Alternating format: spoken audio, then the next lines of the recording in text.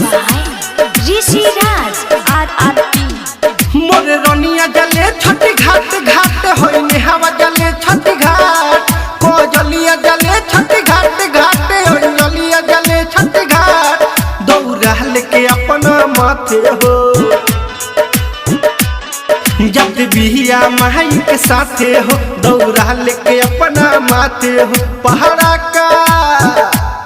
पहाड़ा का बजाई जाई के पोखरा के यारे आटे आट पायलवा जले छठी घाट घाट कवितावा जले छठी घाट सपनावा जले छठी घाट घाट मुस्कानावा जले छठी घाट दौड़ा लेके अपना माथे हो जब बिया माई के साथे हो दौड़ा लेके अपना माथे हो पहाड़ा का बजाई जाई के पोखरा के यारे आटे मोर पूजुआ जले छठी घाट घाट मधुमलवा जले छठी घाट हई रेनुआ जले छठी घाट घाट मोर पगली जले छठी घाट। DJ Dipesh Luxor।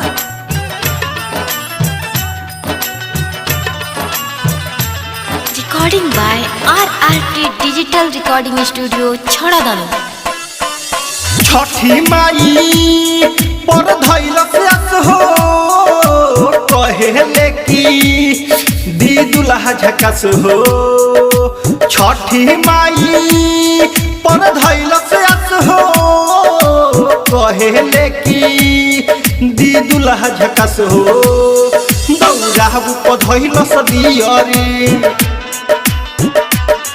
देख पेन के जाले पियरी दौड़ा ऊपर धैल सदियरी ऐसन जोड़ी मांगे ले रहे जीवन भर के खास खास मोर सोनिया जले छठी घाट घाट और पिया जले छठी घाट हई रिंकिया जले छठी घाट घाट और चनावा जले छठी घाट। DJ Dipesh Luxor।